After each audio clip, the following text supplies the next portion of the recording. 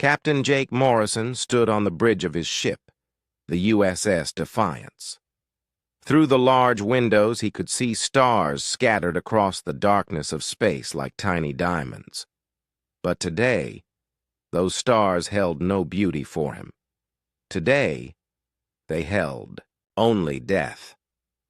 The ship's computer showed him everything he needed to know.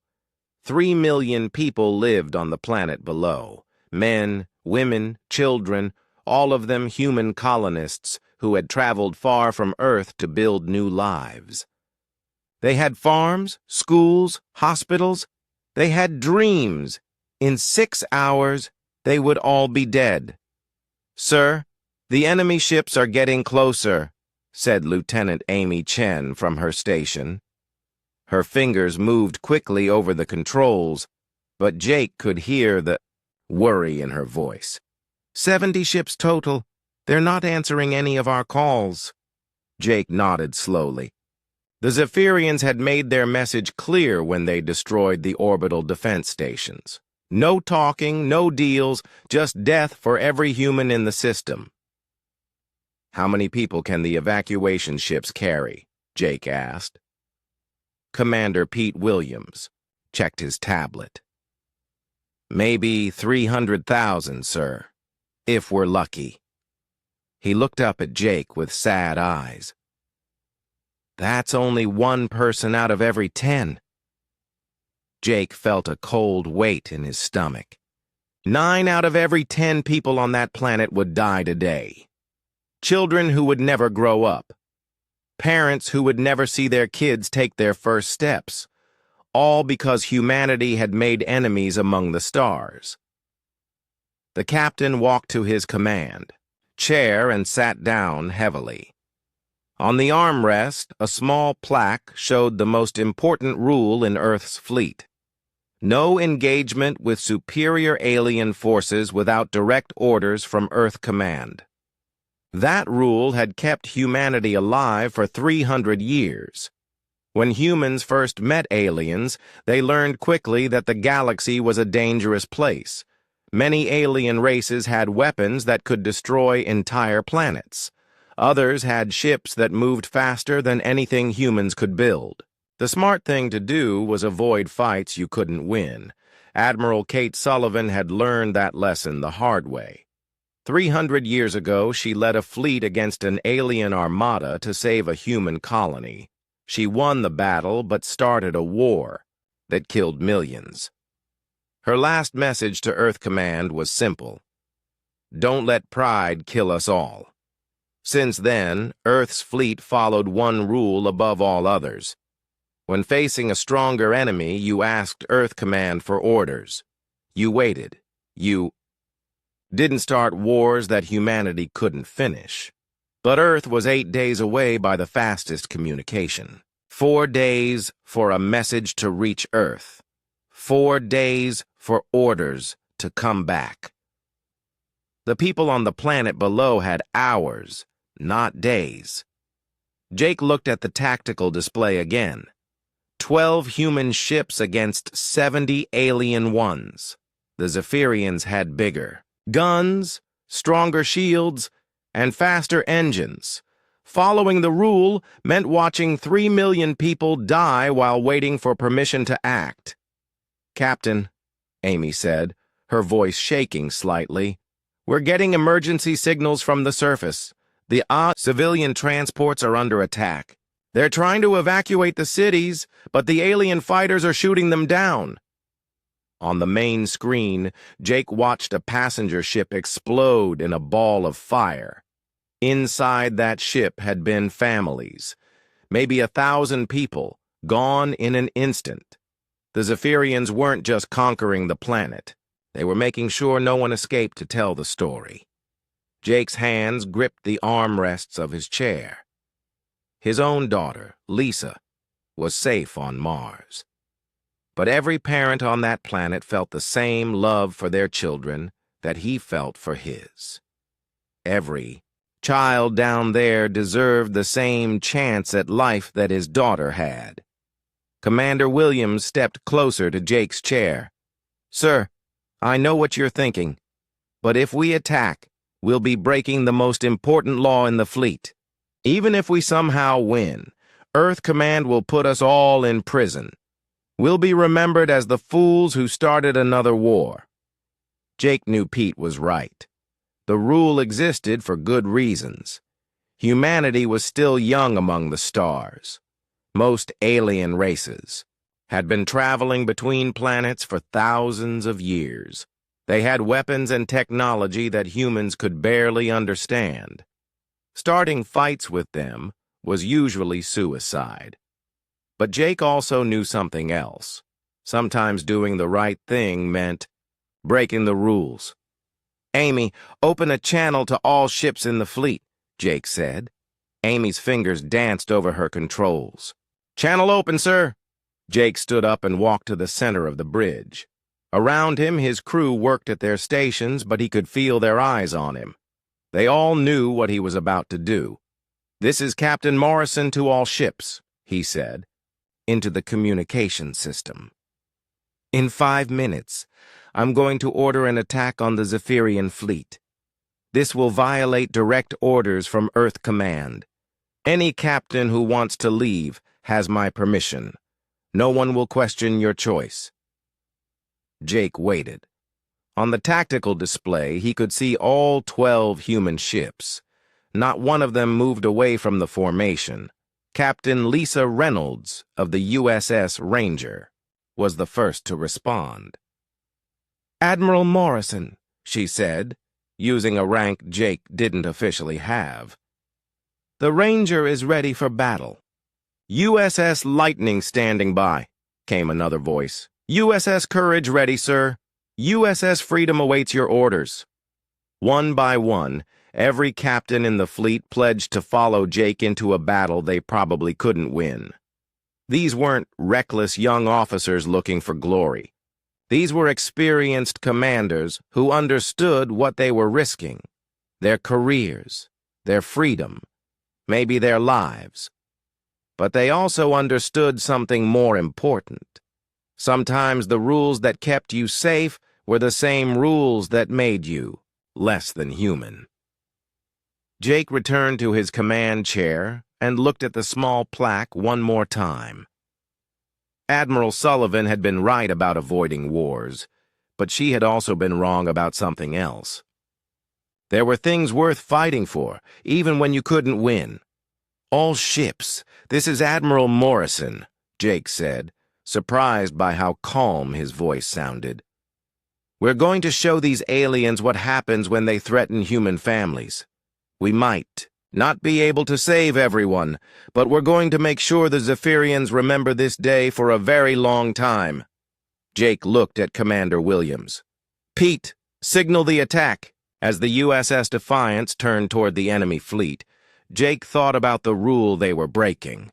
For 300 years, it had kept humanity alive.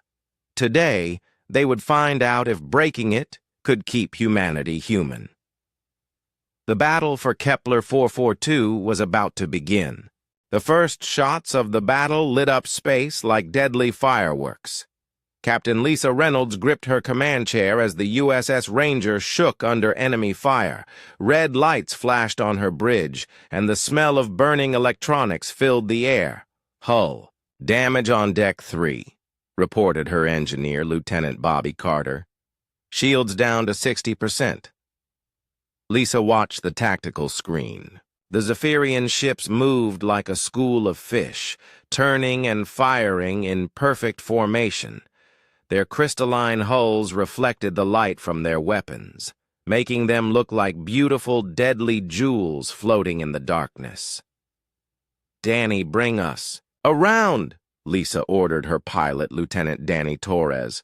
"Show these aliens what crazy looks like." The USS Ranger dove toward the enemy ships like a bird attacking a snake. Zephyrian plasma bolts hammered against the ship's shields, but Danny kept them on course. At the last second, he pulled up and flew along the bottom of an alien cruiser, firing every weapon they had. The alien ship's shields flickered and died. Explosions bloomed along its hull as human missiles found their target. It was the first enemy ship to take serious damage, and Lisa felt a moment of fierce joy. But that joy didn't last long. For every hit the humans scored, the aliens landed 3. The Zephyrians had better weapons, stronger shields, and more ships. The humans had only one advantage. They fought like they were insane. "This is Admiral Morrison to all ships," Jake's voice came over the radio. The crew had started calling him Admiral after he took command of the battle. "Remember, we're not trying to win a war. We're buying time for those evacuation ships." Lisa looked at her tactical display. 3 human ships were already gone. The USS Valor, the USS Intrepid, and the USS Justice. Good ships with good crews, now nothing but glowing debris floating in space. But the evacuation ships were still running, carrying as many people as they could away from the doomed planet. "Enemy fighters incoming," Bobby called out. "2 squadrons, closing fast." Through the bridge windows, Lisa could see the Zephyrian fighters approaching. They moved in perfect diamond formations, their weapons already charging. Human fighters were faster and more agile, but there weren't many of them left. "Launch our fighters," Lisa ordered. "Tell Commander Kate Murphy to take Squadron 7 and hit their left flank." Kate Murphy was one of the best fighter pilots in the fleet. Her squadron had already destroyed 6 enemy fighters, but they were outnumbered 15-1. Lisa watched on her screen as Kate's ships rolled and dove through space, their weapons blazing. The human fighters moved like dancers, spinning and twisting in ways that the rigid Zephyrian formations couldn't match. But dancing only worked if you didn't get hit. One of Kate's ships took a direct hit and exploded in a ball of fire.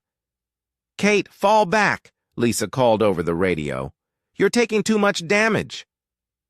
"Negative, Ranger," Kate replied, her voice calm, despite the chaos around her.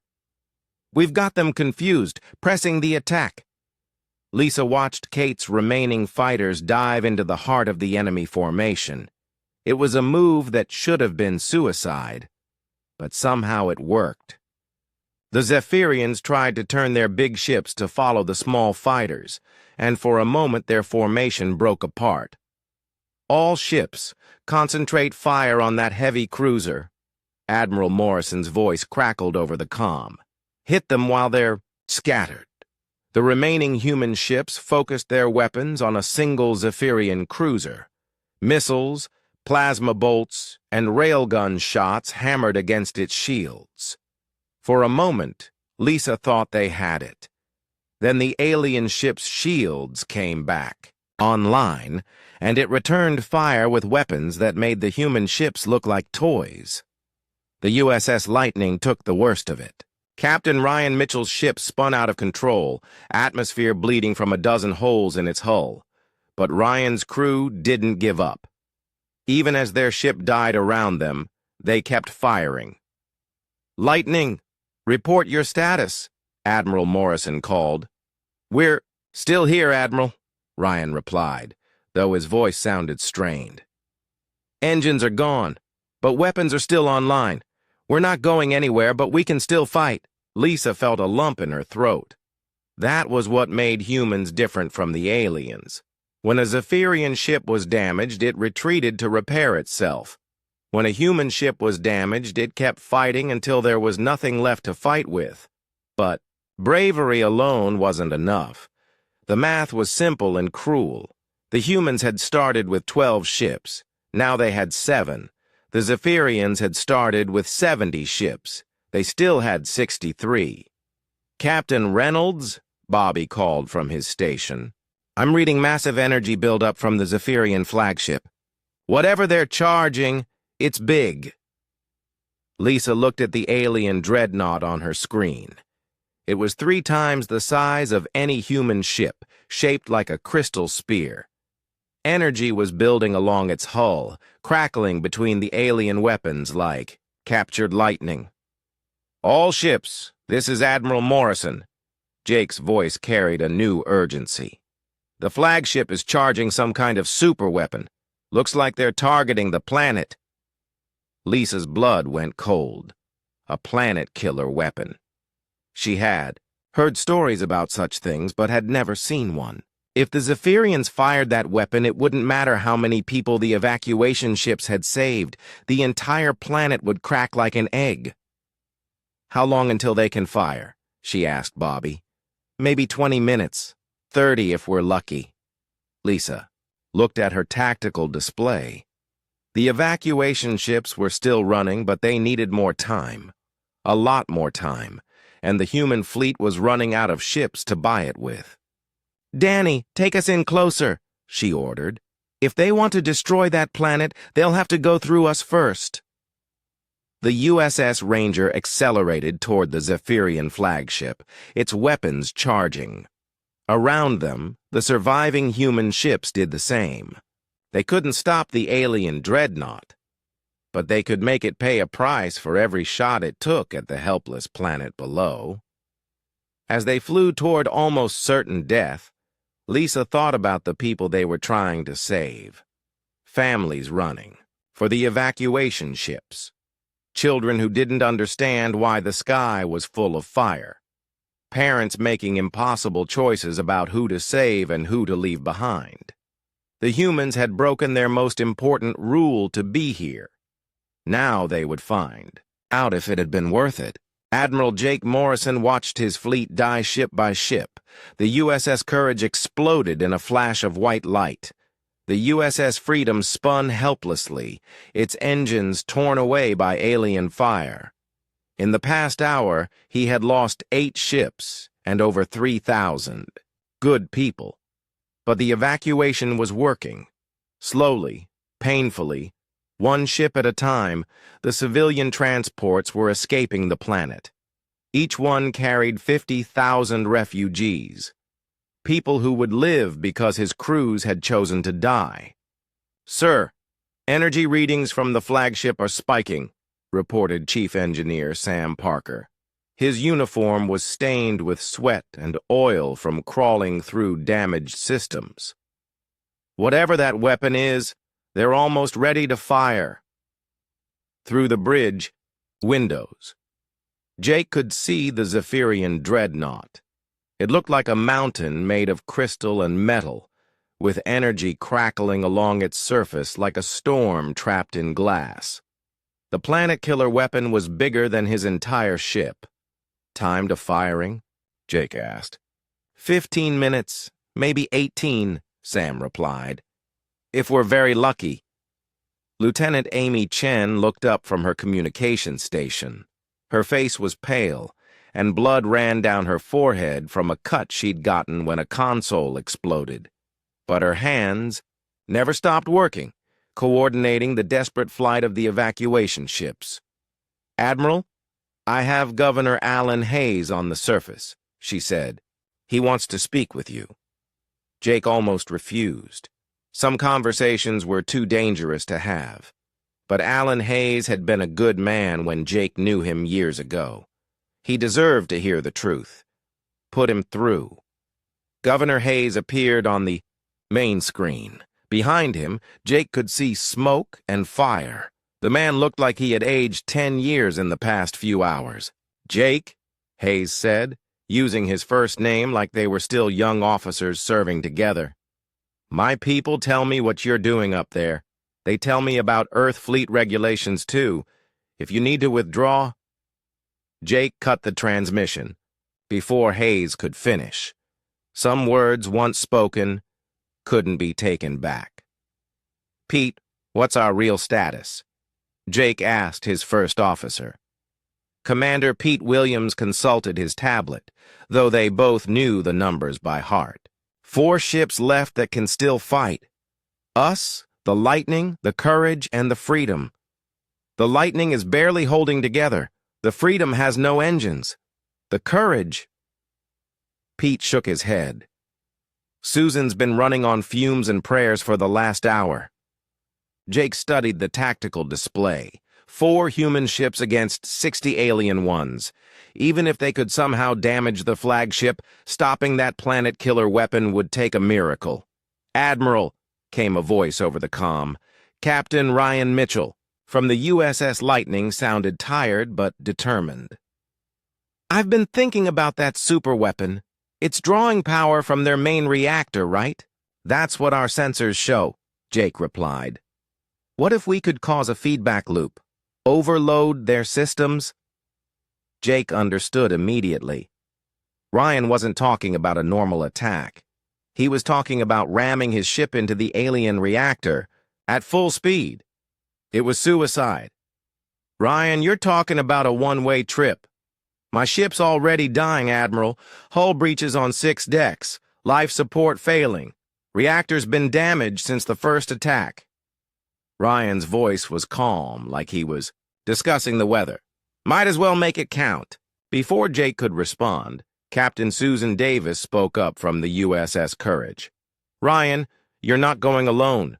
My engines are shot, but my weapons still work. I can clear a path for you." "And I can provide cover," added Captain Gary Newton from the USS Freedom. "My ship's not going anywhere fast, but I can still shoot."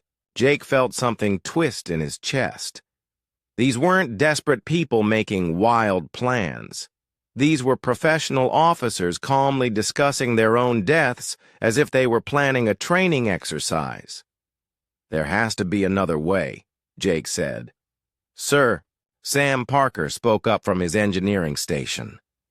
"Captain Mitchell is right about the reactor feedback. If we could get a ship close enough to their power core when that weapon fires, the energy discharge might cascade through their entire system." "Might?" Jake asked. "It's theoretical. But yes, it could work." Amy Chen's voice cut through the conversation. "Admiral, the last evacuation transport is clearing the atmosphere. 1,400,000 saved." Her voice broke slightly. 1,600,000 still on the surface." Jake closed his eyes. Over 1 million people were still trapped on that planet. In 15 minutes, the Zephyrian weapon would fire and every one of them would die, unless his remaining crews could find a way to stop it. "Ryan," Jake said slowly, "if you do this thing, if you ram that ship, what are the chances you'll survive?" There was a long pause before Ryan answered. "0, Admiral. But the chances of stopping that weapon go from 0 to maybe 60%. I'll take those odds." "Susan, Gary, you don't have to do this," Jake continued. "You can withdraw. Live to fight another day." Captain Susan Davis laughed, though there was no humor in it. "Admiral, my daughter lives on New Boston Colony. If we let the aliens think they can destroy human worlds without paying a price, how long before they come for her?" Captain Gary Newton was more direct.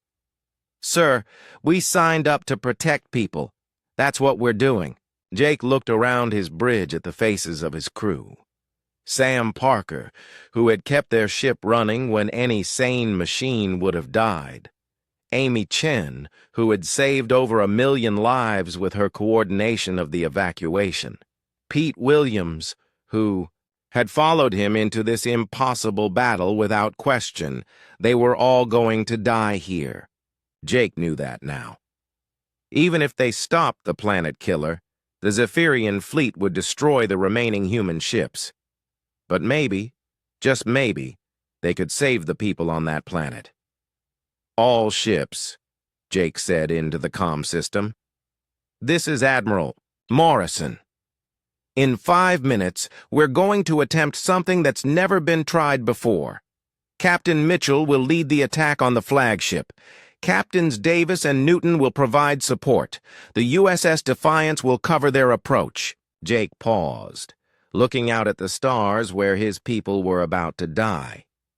"I want everyone to know," he continued, "what we're doing here today will be remembered, not just by the people we save, but by every human who ever looks up at the stars." and dreams of exploring them. We're showing the galaxy that some things are worth dying for." The Zephyrian flagship's weapon continued to charge, energy building toward the moment when it would crack a world. But the humans weren't running anymore. They were flying straight into the mouth of death, carrying with them the hope that sometimes, just sometimes, dying for the right cause was the same as winning. Captain Gary Newton pushed his ship's engines to the breaking point. The USS Freedom had no hope of escape. Her engines were badly damaged and barely working, but she still had weapons, and Gary intended to use every one of them. All power to forward guns, he told his crew. "We're going to punch a hole through their line, and we're going to make it big enough for Ryan to fly through." The USS Freedom accelerated toward the Zephyrian formation. Around Gary, his bridge crew worked with the calm efficiency of people who had accepted their fate. They were going to die in the next few minutes, but they were going to die fighting. Enemy fire hammered against the Freedom's failing shields. The ship shook like it was caught in an earthquake, and sparks flew from damaged control panels. But Gary kept them on course toward the alien flagship. "This is Captain Newton to Admiral Morrison," Gary said into his radio. "Beginning attack run. Path should be clear in 3 minutes." Behind him, the USS Lightning prepared for its final mission. Captain Ryan Mitchell stood on his bridge and looked at his crew. Most of them were young. Kids fresh out of the academy who had signed up to explore the stars, not to die fighting aliens. But not one of them had asked to be transferred when he explained the plan. "All hands, this is the captain," Ryan announced, over the ship's speakers. "In 2 minutes, we're going to ram the enemy flagship. If anyone wants to use the escape pods, now's the time." Ryan waited. No one moved toward the escape pods. "Sir," said his engineer, Lieutenant Mike Torres, "the reactor's ready to overload on your command. When we hit their ship, the explosion should be significant." Ryan nodded. Significant was one way to put it. The blast would vaporize everything within 10 miles, including them. Ahead of them, the USS Freedom was fighting the battle of her life. Gary Newton's ship carved through the Zephyrian formation like a sword, her weapons blazing. Alien ships exploded under the concentrated fire, but more kept coming. The Freedom's shields failed, and enemy plasma began eating through her hull. "Hull breach on Deck 4, reported Gary's engineer. "We're losing atmosphere." "Seal the compartments and keep firing," Gary ordered. Through his bridge windows, he could see the Zephyrian flagship growing larger. The planet-killer weapon was almost fully charged now, energy crackling along its surface like lightning trapped in a bottle. The USS Courage joined the attack, Captain Susan Davis bringing her ship in from the side. Her engines were damaged, but her weapons still worked perfectly. She poured missile after missile into the alien escorts, clearing the way for Ryan's final run. "This is Captain Davis to Lightning," Susan called over the radio. "You've got a clear path, but not for long. They're bringing up reinforcements." Ryan could see the opening in the enemy formation. It was narrow, barely wide enough for his ship. And it wouldn't stay open long. He had one chance to get this right. "All ships, this is Admiral Morrison," Jake's voice came over the comm. "The Defiance is moving to support. Ryan, when you make your run, we'll cover your approach." The USS Defiance, the largest and most powerful ship in the human fleet, turned toward the alien flagship, her weapons charged, preparing to provide covering fire for Ryan's suicide run. "Helmsman, take us in," Ryan ordered. "Full speed." The USS Lightning accelerated toward the Zephyrian dreadnought.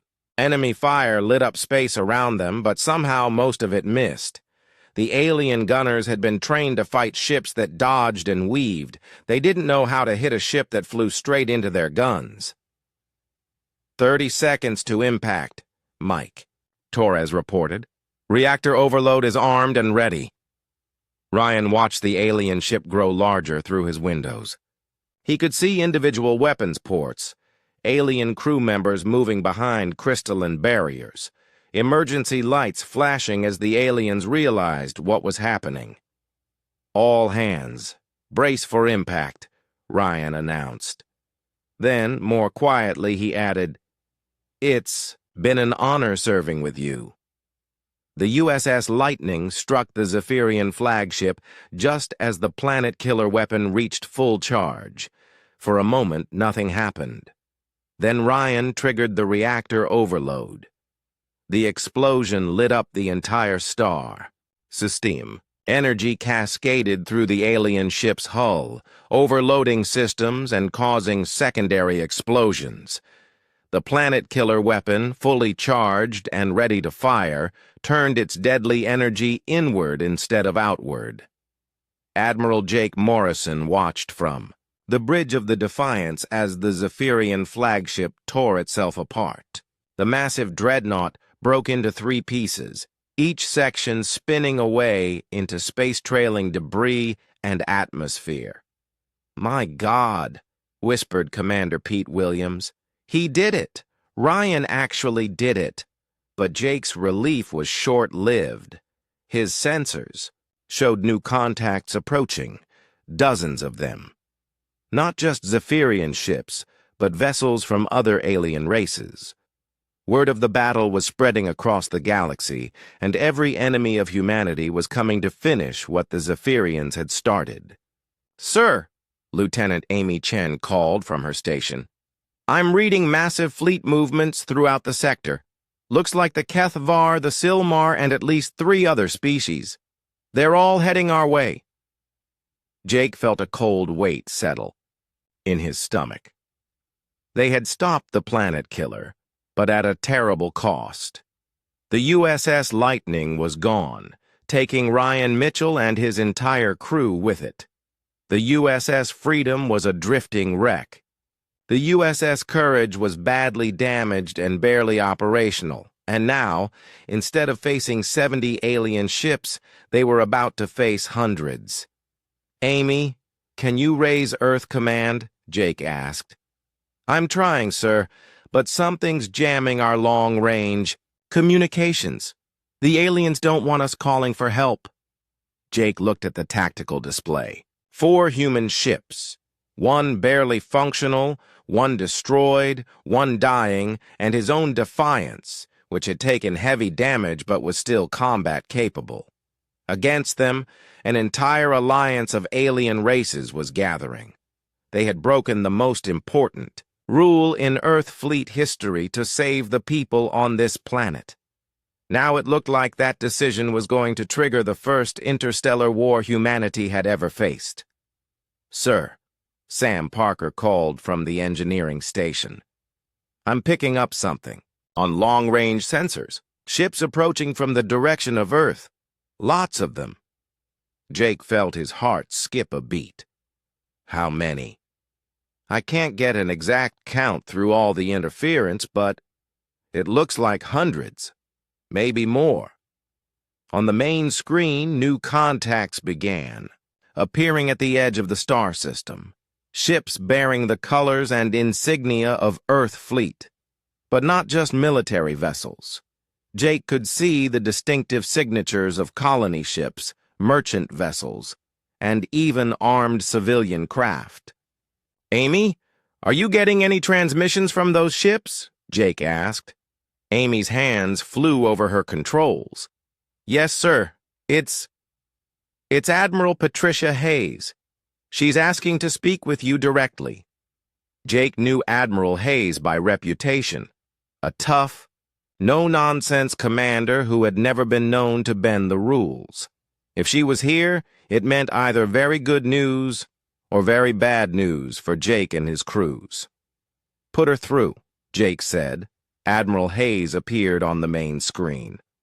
Her face was grim, but Jake thought he saw something else in her eyes, something that might have been approval. "Captain Morrison," she said, "you have violated direct orders, engaged a superior enemy force, and probably started the biggest war in human history. Jake straightened in his chair. Yes, ma'am.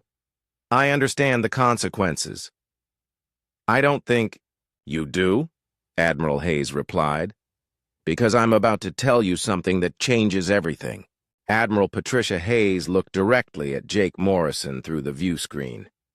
Behind her, Jake could see the bridge of a massive battleship, bigger than anything the regular fleet used.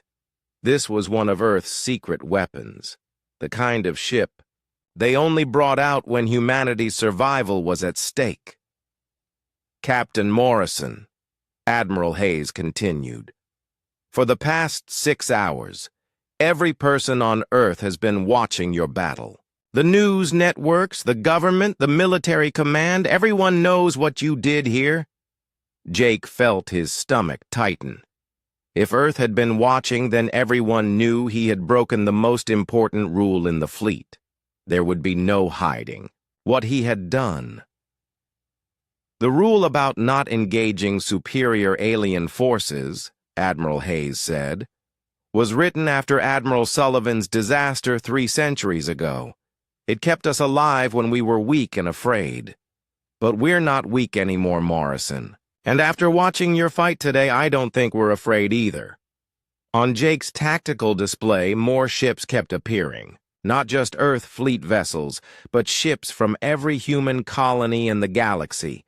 Some were military cruisers and destroyers, others were converted merchant ships with weapons bolted to their hulls. All of them were heading toward Kepler 442 at maximum speed. How many ships? Jake asked quietly. 300 and counting, Admiral Hayes replied. Every available vessel that could make the journey. Colony defense fleets, merchant marine, even civilian volunteers. The moment word reached Earth about your battle, people started demanding action. Commander Pete Williams stepped closer to Jake's chair.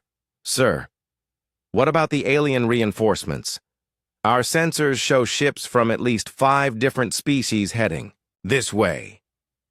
Admiral Hayes smiled, and it wasn't a pleasant expression. Let them come. For 300 years, humanity has followed one rule above all others. Avoid fights we couldn't win. Today we're going to follow a new rule. Nobody attacks human civilians and walks away. Jake looked at the view screen, trying to understand what was happening. Ma'am, are you saying... I'm saying the old rule is suspended, Captain. Earth Fleet Command has authorized Operation Human Shield. We're not retreating anymore. We're not negotiating from weakness. When aliens threaten human settlements, our response will be immediate, overwhelming, and absolutely without compromise. Lieutenant Amy Chen looked up from her communication station. Admiral Morrison, I'm receiving messages from the colonial governments. They're all saying the same thing.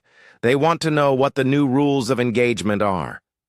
Jake realized that Amy had called him Admiral again. So had Admiral Hayes. Somehow, in the space of a few hours, he had gone from a captain who broke regulations to an admiral who wrote new ones. The new rules are simple, Jake said, surprised by how calm his voice sounded. If anyone attacks human, civilians, we respond with everything we have. No warnings, no negotiations, no mercy. Admiral Hayes nodded approvingly. That's exactly what Earth Command decided. The Zephyrian Alliance wants a war. They'll get one. But it won't be the kind of war they expect. Over the next few hours, Jake watched the largest fleet in human history assemble around Kepler 442. When the alien reinforcements arrived, over 400 ships from 6 different species, they found themselves facing twice that number of human vessels. The second battle was nothing like the first. The aliens fought with their usual rigid formations and careful tactics. The humans fought like they had nothing to lose and everything to prove. Ship after ship of the alien alliance was destroyed or driven off, while the human fleet barely took any losses. "This is Admiral Morrison to all ships," Jake announced when the last alien vessel retreated. "Operation Human Shield is complete. The message has been sent." But the real victory wasn't the battle. It was what happened afterward. 6 months later, Admiral Jake Morrison stood in the rebuilt capital city of New Kepler. The Zephyrians had managed to destroy most of the original settlements, but the new city was bigger and better than anything that had been there before. Human engineering teams had worked around the clock to build not just homes and schools, but defensive installations that would make sure this never happened again. "The Kethvar are requesting a formal peace treaty," reported Colonel Amy Chen, who had been promoted after her actions in the battle. "They're offering reparations for supporting the Zephyrian attack." Jake smiled as he watched human children play in parks that should have been radioactive craters. What about the other species? Same story across the board. The Vectani, the Silmar, even the Krotha Empire. They're all backing down. Turns out when you prove you're willing to die for something, everyone assumes you're willing to kill for it too. Captain Lisa Reynolds, now commanding the new USS Defiance, laughed from her position by the window. "We should tell them the truth. We've got one rule now, and it's simple. Nobody gets to hurt humans and walks away, ever." Lieutenant. Colonel Danny Torres, who had survived the destruction of the USS Ranger, pulled up the latest intelligence reports. "The Zephyrians have formally surrendered. They're offering to pay for rebuilding every settlement they damaged and promising to respect all human territorial claims." "And our casualties?" Jake asked. 3,000 dead in the original battle. But 1,400,000 colonists saved. And because of what we did here, no human colony has been attacked since. Jake thought about Captain Ryan Mitchell, who had died ramming the Zephyrian flagship. He thought about Gary Newton, Susan Davis, and the 1,000 other sailors who had followed him into battle, knowing they might not come home. They had broken the most important rule in Earth fleet history, and in doing so, they had written a new rule that would protect humanity for generations. "You know what's funny?" Jake said, still watching the children play. "Admiral Sullivan was right about avoiding fights we couldn't win. She just didn't understand that sometimes losing a battle is how you win a war." Amy Chen smiled. "Sir, there's one more thing. The civilian government wants to name the primary settlement after you." Jake shook his head. "Name it after the fleet. All of them. The ones who came home and the ones who didn't." As the sun set over New Kepler City, Jake looked up at the stars and thought about rules. For 300 years, Earth's fleet had followed one rule that kept them safe. Now they followed a different rule that kept them free. The galaxy had learned an important lesson at Kepler 442. Humanity would follow reasonable rules and respect alien sovereignty. They would negotiate in good faith and avoid unnecessary conflicts. But if anyone threatened human families, if anyone tried to destroy human settlements, if anyone made the mistake of thinking that humans were weak because they preferred peace, well, that was when the rules stopped applying. The old rule had been about survival through caution. The new rule was about survival through strength. Not just military strength, but the strength that came from knowing that some things were worth fighting for, no matter what the cost. Earth's fleet had learned to break rules when those rules no longer served humanity's best interests. And the galaxy had learned that humans, when pushed too far, could be the most dangerous species of all. The children playing in the park would grow up in a galaxy where human settlements were safe, where human families could build new lives among the stars without fear.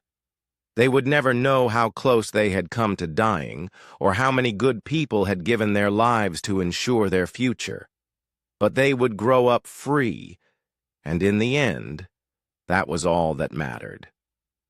The news of the Battle of Kepler 442 spread across the galaxy like wildfire. In alien council chambers, ambassadors watched recordings of human ships ramming Zephyrian cruisers. On distant worlds, species that had never heard of humanity suddenly found themselves discussing these strange creatures who fought impossible battles and somehow won. Admiral Jake Morrison stood in the command center of Kepler Station, the new military headquarters that had been built in orbit around the saved planet. Through the massive windows, he could see ships from dozens of human colonies arriving daily. Not just military vessels, but civilian transports full of volunteers who wanted to help rebuild what the Zephyrians had destroyed. "Sir, we have another delegation requesting a meeting," reported Colonel Amy Chen.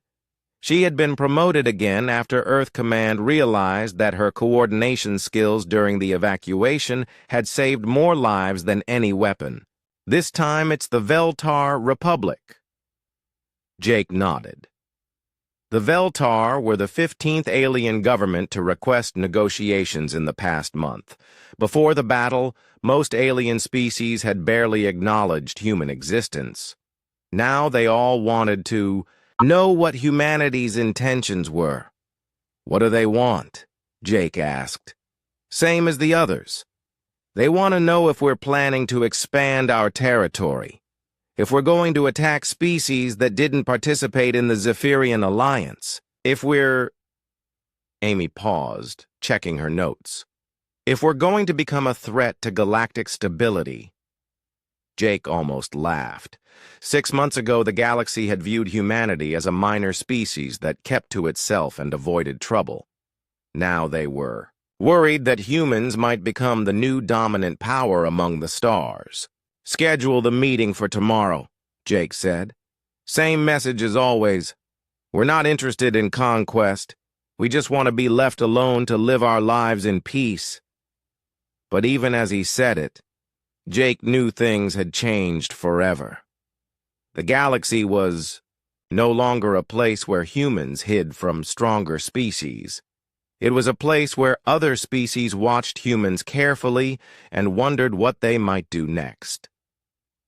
Captain Lisa Reynolds entered the command center, carrying a data pad full of reports. Her new ship, the USS Defiance II, was one of 20 new vessels that Earth had sent to patrol human space. The ship was bigger and more powerful than anything humans had built before the war. "Admiral, we have updates from the frontier colonies," Lisa said. "Construction is ahead of schedule on 15 new settlements. The colonial government wants to know if they should install defensive systems." "Install them," Jake replied without hesitation. "Every human settlement gets proper defenses from now on. No one will ever again be helpless against alien attack." Lisa nodded and made a note on her pad. "There's something else. The intelligence reports from Earth show unusual activity in several alien sectors. Ship movements, military exercises, diplomatic meetings. It looks like everyone is preparing for something." Jake studied the intelligence summary that Lisa handed him. The Crotha Empire was building new shipyards. The Silmar Confederation was conducting fleet exercises near human space. Even species that had been neutral were making military preparations. "They're scared," Jake realized. "They're all scared of us." "Should they be?" Lisa asked. Jake thought about that question. Before Kepler 442, humanity had been content to exist on the edges of galactic civilization. They had a few dozen colonies, a small fleet, and no enemies worth mentioning. Now they had the most feared military in known space, and every alien government was trying to figure out their intentions. "That depends on them," Jake said finally. "If they leave us alone, they have nothing to fear. If they threaten human lives, he let the sentence hang unfinished. Lieutenant Colonel Danny Torres joined them at the tactical display. His new assignment was intelligence analysis, tracking alien military movements throughout the galaxy. The data he collected painted a picture of a galaxy in flux. "Admiral, I've been studying the patterns in alien ship movements," Danny said. "I think they're forming two groups. One group wants to negotiate with us, maybe even form alliances. The other group is preparing for war." Jake wasn't surprised. The galaxy had operated under certain rules for thousands of years. Stronger species dominated weaker ones. Conflicts were settled through careful diplomacy or limited wars. No one had ever seen anything like what humans had done at Kepler 442. "Which group is bigger?" Jake asked. "Hard to say, but the war group includes some major powers. The Andromedans, the hegemony of 6 suns, the Crystal Consortium. If they decide to move against us together..." Jake looked at the tactical display showing human space. 37 colonies, scattered across 12 star systems. A few months ago, that had seemed like a large territory for a young species. Now it looked very small compared to the empires that might be gathering against them. "Amy, send a message to Earth." "Command," Jake ordered. "Tell them we need to accelerate the defense construction program. Every colony needs proper fortifications within 6 months." "Yes, sir. Should I also recommend increasing fleet production?" Jake considered that. More ships meant more protection for human settlements, but it also meant that alien species would see humanity as an even greater threat. There was a delicate balance between being strong enough to defend themselves and being so strong that everyone else felt compelled to attack first. "Double the current production schedule," Jake decided, "and send word to all colonial governments. Any settlement with fewer than 1 million people should consider evacuation to more secure systems." Lisa looked surprised. "Admiral, are you expecting another attack?" "I'm expecting several attacks," Jake replied honestly. "What we did at Kepler 442 changed everything. Before, aliens saw us as harmless. Now they see us as unpredictable and dangerous. Some of them will want to negotiate. Others will want to crush us before we become too powerful." The command center fell silent as everyone absorbed the implications of Jake's words. They had saved 3 million lives at Kepler 442, but in doing so, they had painted a target on every human settlement in the galaxy. "Sir," Amy said quietly, "what if we tried to go back to the old way? What if we announced that Kepler 442 was a special case and we won't interfere in galactic affairs anymore?" Jake shook his head. "It's too late for that. The galaxy has seen what humans will do when pushed. They know we'll break any rule, fight any battle, pay any price to protect our people. That knowledge can't be taken back." Through the windows of the command center, Jake could see cargo ships arriving with supplies for the refugees from Kepler 442. Children played in the station's parks while their parents worked to rebuild their lives. These people were alive because his fleet had chosen to break Earth's most important rule. But that choice had consequences that were still unfolding. Every day brought new reports of alien military preparations. Every week brought new diplomatic overtures from species trying to determine humanity's intentions. The galaxy was holding its breath, waiting to see what humans would do next. "Danny, how long before the alien alliances are ready to move against us?" Jake asked.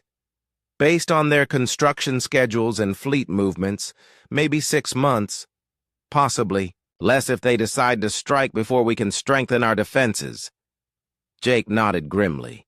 6 months to prepare for a war that could determine humanity's future among the stars. 6 months to decide whether the human race would survive as a free species or be crushed by alien empires that saw them as a threat to the established order. The rule they had broken at Kepler 442 had saved 3 million lives. Now they would discover if it had doomed the rest of humanity in the process. The attack came at dawn on New Terra Colony, humanity's newest settlement on the edge of explored space. Admiral Jake Morrison received the emergency transmission while reviewing defense reports in his quarters aboard Kepler Station. "Admiral, this is Governor Bill Carter on New Terra," the desperate voice crackled through the communication system. "We're under attack by unknown vessels. They appeared without warning and started bombing our civilian areas. We have maybe 2,000 people in the settlement, and our evacuation ships can't get through their blockade." Jake was already moving toward the command center before the transmission ended. This was the test he had been expecting for months. Some alien species had decided to see if humanity's new aggressive stance was real or just a bluff from Kepler 442. "Amy, get me a tactical analysis of the New Terra system," Jake ordered as he entered the command center. "How many ships do we have in that area?" Colonel Amy Chen's fingers flew over her controls. "New Terra is in the Outer Rim, sir. Our nearest patrol ships are 6 hours away. The USS Liberty and USS Independence are conducting training exercises in the next system over." 2 ships against an unknown number of attackers, Jake muttered. Before Kepler 442, the standing orders would have been clear. Assess the enemy. Strength, call for reinforcements, and avoid engagement unless victory was certain. The old rule would have meant waiting while 2,000 civilians died. "Sir, we're receiving more transmissions from New Terra," reported Lieutenant Mike Foster from the communication station. "The governor says the attacking ships are hegemony. Vessels! They're demanding that all humans evacuate the system within 1 hour." Jake felt his blood run cold. The hegemony of 6 suns was one of the oldest and most powerful alien empires in the galaxy. They controlled hundreds of star systems and had fleets that numbered in the thousands.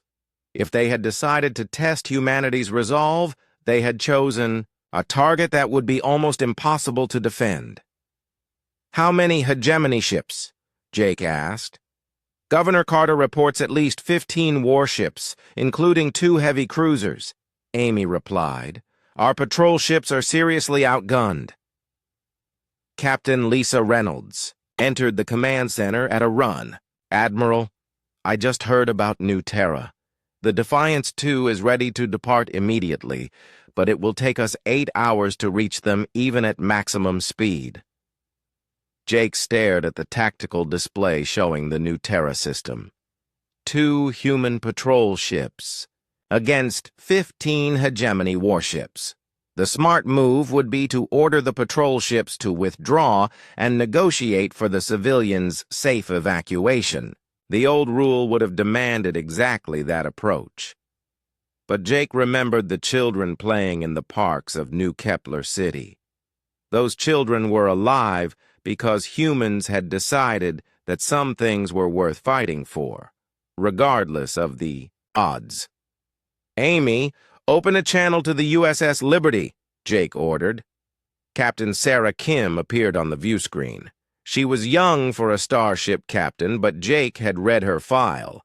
She had fought at Kepler 442 as a lieutenant and had been promoted after showing exceptional courage under fire. "Captain Kim, you've heard about the situation at New Terra?" Jake asked. "Yes, sir. The Independence and I are already changing course to intercept. We should arrive in the system in 45 minutes. Sarah, you're outnumbered 7-1. The smart thing would be to wait for reinforcements." Captain Kim's expression didn't change. "Admiral, are we waiting for reinforcements?" Jake looked around the command center at the faces of his staff. Amy Chen, who had coordinated the evacuation, at Kepler 442.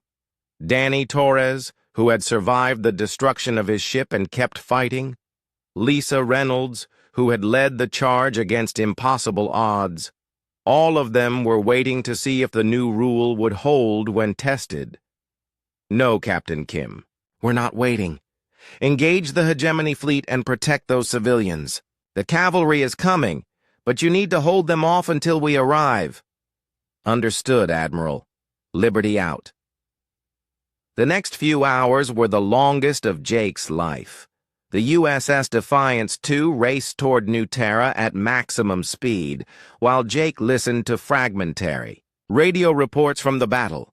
The USS Liberty and USS Independence had engaged the hegemony fleet in a running fight among the asteroids near New Terra's moon. "Sir, we're receiving a transmission from Captain Kim," Amy reported. "Audio only. Their communication systems are badly damaged." Sarah Kim's voice came through heavy with static and exhaustion. "Admiral, this is Liberty. We've been fighting for 3 hours. Independence took heavy damage and had to withdraw. My ship is barely holding together, but the evacuation ships have gotten through. Most of the civilians are safe." "How many hegemony ships are left?" Jake asked. 12, sir. They're regrouping for another attack. I don't think we can hold them much longer." Jake checked the navigation display. Still 2 hours to New Terra, even at their current dangerous speed. Too long to save Captain Kim's ship, but maybe not too long to save the colony. "Sarah, you've done more than anyone could ask. If you need to withdraw—" "Negative, Admiral. These people came out here to build something. They shouldn't have to run just because some alien empire thinks this system belongs to them. Liberty will hold position." Jake closed his eyes and thought about the young woman on that damaged ship, alone against impossible odds. She could have retreated. The smart thing would have been to save her ship and crew. Instead, she was choosing to make the same sacrifice that Ryan Mitchell had made at Kepler 442. "All ships, this is Admiral Morrison," Jake announced on the fleet communication channel. "We have a human settlement under attack by the hegemony of 6 suns. Captain Kim and her crew are buying time for civilian evacuation. When we arrive at New Terra, we're going to show the hegemony what happens when they threaten human families." The response was immediate. Every human ship within 10 star systems changed course toward New Terra. Colony defense vessels, merchant, ships with improvised weapons, even civilian transports that couldn't fight but could help with evacuation. The message was clear: attack one human settlement and you faced all of humanity. When the USS Defiance II finally arrived at New Terra, Jake found a battlefield strewn with debris. The USS Liberty was still fighting, though barely. Her hull was cracked in a dozen places, and she was venting atmosphere from multiple breaches, but she was still between the hegemony fleet and the planet below. "All ships, attack formation," Jake ordered. "Target the hegemony flagship first." The human fleet, now numbering 37 ships, swept into the New Terra system like an avenging angel. The hegemony commander had expected to face 2 small patrol vessels. Instead, he found himself outnumbered 3-1 by ships whose crews had learned at Kepler 442 that some fights were worth taking regardless of the cost. The battle was over in 20 minutes. 7 hegemony ships were destroyed, and the rest retreated in disorder. Not a single human civilian had been killed, though the USS Liberty would need months in space dock to repair the damage she had taken. "Admiral, we're receiving a transmission from the hegemony flagship," Amy reported. "Their commander wants to discuss terms."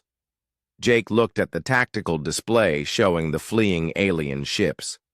6 months ago, the hegemony wouldn't have bothered to communicate with humans at all. Now, they wanted to negotiate. "Tell him we'll accept his surrender," Jake said, "and his formal apology to the people of New Terra." "Sir, should we pursue the retreating ships?" Jake considered that. Chasing down the hegemony fleet would send a strong message about the consequences of attacking human settlements. But it would also escalate the conflict beyond a simple border skirmish. No, let them go. But make sure every alien government in the galaxy hears about what happened here. The message is simple. Human settlements are off limits. Anyone who forgets that lesson will get a reminder they won't enjoy. As the human fleet began rescue operations for the damaged USS Liberty, Jake reflected on what had just happened. A year ago, the hegemony attack would have succeeded. The human patrol ships would have been destroyed, the colony would have been abandoned, and 2,000 people would have been forced to flee their homes. Instead, the galaxy had just learned that the Battle of Kepler 442 hadn't been a fluke. Humanity was willing to fight for its people, regardless of the odds, regardless of the cost. That willingness to break conventional rules of warfare was becoming humanity's greatest weapon. The old rule had been about avoiding fights they couldn't win. The new rule was proving that any fight was winnable if you were willing to pay the price to win it. 2 years after the Battle of Kepler 442, Admiral Jake Morrison stood before the Galactic Assembly for the first time. The massive chamber on the neutral world of Concordia held representatives from over 200 alien species. Just 5 years earlier, humanity hadn't even been invited to observer status. Now they held a permanent seat on the Security Council. The alien delegates watched Jake with a mixture of respect and wariness as he approached the speaker's podium. Some species, like the peaceful Veltar, saw humanity as protectors of smaller civilizations. Others, like the militaristic Krotha, viewed them as dangerous upstarts who had upset the ancient balance of power. "Honored delegates," Jake began, his voice carrying clearly through the chamber's translation systems. "I come before you today to address the concerns that many of your governments have raised about human military activities in the frontier. Sectors." Jake looked out at the sea of alien faces. Crystal beings from gas giant worlds, insectoid creatures from desert planets, energy beings that existed as pure thought. All of them were trying to understand how a species that had been irrelevant just a few years ago had become the most influential military power in the galaxy. "Some of you have suggested that humanity is becoming too aggressive," Jake continued. "That our willingness to use force in defense of our settlements threatens galactic stability. I want to address those concerns directly." In the gallery above, Colonel Amy Chen watched the proceedings with interest. She had been promoted to head of human diplomatic security after proving that her coordination skills worked as well in peace negotiations as they did in battle evacuations. Beside her sat Captain Lisa Reynolds, now commanding the human embassy's defense fleet. "The truth is simple," Jake said to the assembled delegates. "Humanity wants the same thing we have always wanted: the right to live our lives in peace, to raise our children in safety, and to build communities among the stars without fear of attack." The Krotha representative, a massive reptilian creature with scarred armor, rose from his seat. "Yet human fleets patrol far beyond your territorial boundaries. Your ships have been detected in over 40 star systems that you do not control." Jake nodded, expecting this challenge. "Ambassador Kreshatar, those patrols exist because we learned a hard lesson at Kepler 442. By the time an attack begins, it's too late to prevent civilian casualties. Our patrols ensure that any force approaching human space with hostile intent is detected and stopped before they can harm innocent people." "And what gives you the right to stop ships in neutral space?" demanded the hegemony representative, still bitter about their defeat at New Terra. "The same right that any species has to defend itself," Jake replied calmly. We don't interfere with legitimate trade or peaceful travel. We only act when our intelligence indicates a direct threat to human settlements. Jake paused, looking directly at the hegemony delegate. As your own government discovered at New Terra, attacking human civilians carries consequences that make such actions inadvisable. A murmur ran through the chamber. The Battle of New Terra had become legendary throughout the galaxy, not just because humanity had won, but because of how quickly they had mobilized their response. Word had spread that humans would travel from anywhere in the galaxy to defend a single threatened settlement. The elderly representative of the Andromedans, one of the galaxy's oldest civilizations, spoke next. Admiral Morrison, your species' military capabilities have grown dramatically in a very short time. Many governments are concerned about your long-term intentions. Jake had been expecting this question too. Ambassador Velneth, let me be clear. About humanity's intentions. We have no interest in conquest. We don't want to rule other species or expand our territory through force. All we want is to ensure that no human settlement ever again faces the choice between surrender and extinction. Yet your actions have destabilized the traditional balance of power, the Andromedan continued. For millennia, galactic conflicts have been resolved through careful diplomacy and limited warfare. Your unconventional approach threatens that system. Jake almost smiled. You're right that our approach is unconventional. We don't accept that civilians should be considered acceptable losses in political disputes. We don't believe that smaller species should submit to larger ones simply because they lack military power, and we absolutely refuse to negotiate while our people are under attack. Captain Lisa Reynolds leaned forward in the gallery. She had been at Kepler 442, had seen what happened when humans decided that some things were worth dying for. The alien delegates were trying to understand something that couldn't be explained in diplomatic terms. The old system you describe, Jake continued, worked well for the species that were strong enough to enforce their will. It didn't work so well for the victims. Since Kepler 442, 17 smaller species have requested human protection from aggressive neighbors. We've established mutual defense agreements with 12 of them. This caused quite a stir in the chamber. Many of the larger alien empires had built their power by dominating weaker species. The idea that those species could call on human protection was revolutionary. You're creating a military alliance, accused the Silmar representative. A bloc that could challenge the established governments. We're creating a system where species can choose their own destiny without fear, Jake corrected. Any government that respects the sovereignty of others has nothing to fear from us.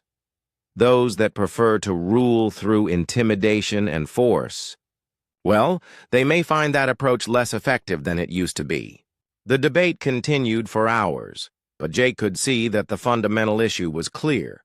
The galaxy had operated under certain rules for thousands of years. Stronger species dominated weaker ones. Conflicts were settled through power, not justice. Civilians were expendable in the pursuit of political goals.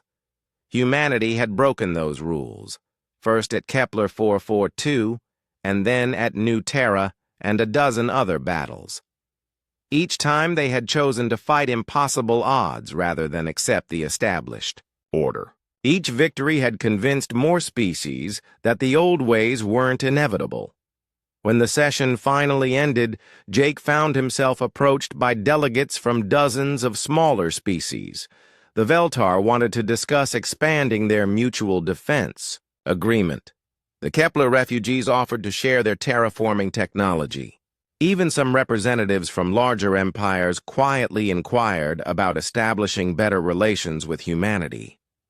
Later that evening, Jake stood on the balcony of the human embassy, looking up at the stars visible through Concordia's thin atmosphere. Amy Chen joined him, carrying 2 cups of coffee and a satisfied expression. "How do you think it went?" she asked, handing him one of the cups. "Better than expected," Jake replied. "I think they're starting to understand that we're not trying to conquer the galaxy. We're just refusing to let anyone conquer us." The intelligence reports suggest that several of the major empires are reconsidering their expansion plans, Amy said. Apparently, the thought of facing human fleets every time they try to absorb a smaller species is making them look for other ways to grow their power. Jake sipped his coffee and thought about the children playing in New Kepler City's parks. They were growing up in a galaxy where human settlements were safe, where human families could build lives among the stars without fear. But more than that, they were growing up in a galaxy where other species' children were safer too. "You know what I realized today?" Jake said. "We didn't just break Earth Fleet's old rule, we broke the galaxy's old rules too." Amy nodded. "Think they'll try to put things back the way they were?" "Some will, but I don't think they can. Too many species have seen that there's another way to live. They've seen that you don't have to accept being a victim just because someone else is stronger." 3 years ago, Captain Jake Morrison had commanded a single ship and followed orders from Earth Command. Now, Admiral Morrison commanded fleets that patrolled half the galaxy and made decisions that affected billions of beings. The change had started with a simple choice: save 3 million civilians or follow regulations. That choice had led to breaking the most important rule in Earth Fleet history. But in breaking that rule, humanity had discovered something more important than any regulation: the power to change not just their own fate, but the fate of everyone who refused to accept that might made right.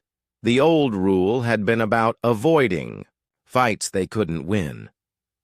The new rule had become about fighting for things worth dying for. And in a galaxy full of predators and prey, that willingness to fight for principle, rather than advantage, had made humanity something unprecedented. A species that others wanted to be protected by, rather than conquered by. Earth's fleet had indeed had one rule. They had broken it, knowing the price. But the price had turned out to be worth paying because it had bought something invaluable: a galaxy where being human meant never having to choose between freedom and survival.